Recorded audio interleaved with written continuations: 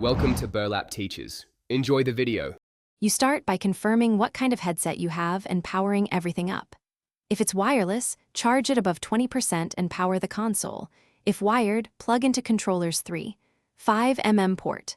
Once done, make sure your Xbox controller firmware is current so audio features work properly. You're aiming to remove simple blockers early: charged headset, powered console, and a controller that can accept a headset. That prepares you to actually pair or plug in without interruptions. Now you'll make the connection step by step. For wireless headsets, press the headset sync button, then press the controller's bind button until they find each other. Watch the LEDs. For wired headsets, fully insert the TRRS plug into the controller and verify the mute switch isn't on.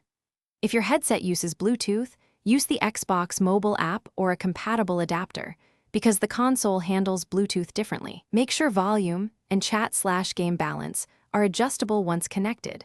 Finish by verifying audio and chat.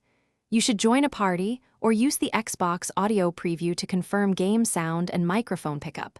Adjust the chat mixer under settings to balance levels. Once confirmed, save any controller or headset settings so they persist. If audio fails, restart the console and controller, repair the headset, and check for headset firmware updates. That single troubleshooting sequence resolves most issues without more invasive steps. Thanks for watching. Consider subscribing if this video helped you.